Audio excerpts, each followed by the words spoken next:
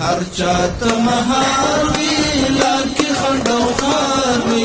لای د پیغور کړی زور کړی مل چې د اغیار وي لار کې خنډ او خار وي هر ځای پر سر اور کړی زور کړی هر ځای پر سر اور کړی زور کړی هر څوک چې ممل د کلمې د دښمنانو وي هاکه د هر سمت او له هر قوم د افغانانو وي هاکه د هر سمت او له هر قوم د افغانانو وي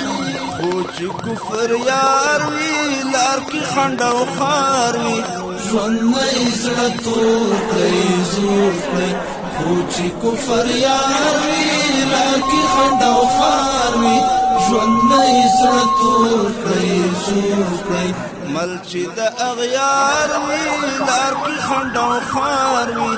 هر ځای پر سر اور کړی زور کړی هر ځای پر سر اور کړی زور کړی دا د اشغالګرو ګورې سترګې خولې غوږونه دي خپلو شکنجه کړي قتل کړي ولسونه دي دا د اشغالګرو ګورې سترګې خولې غوږونه دي خپلو شکنجه چوکي اداره که زموږ غږ اوري موږ په خیر سره تعمیر تصفیه او تلاشي کوو د دوی ځواکونو لخوا کوم تلفات نه لرو 4 نفره دښمن له منځه تللی دی 8 نفره مو دښمن اسیر نیولی دی او هغه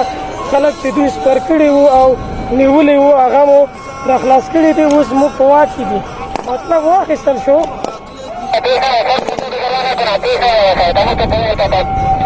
صحیح ده په خیر اوسئ خنډ او خار وي پاک له دوی خپل کور کوي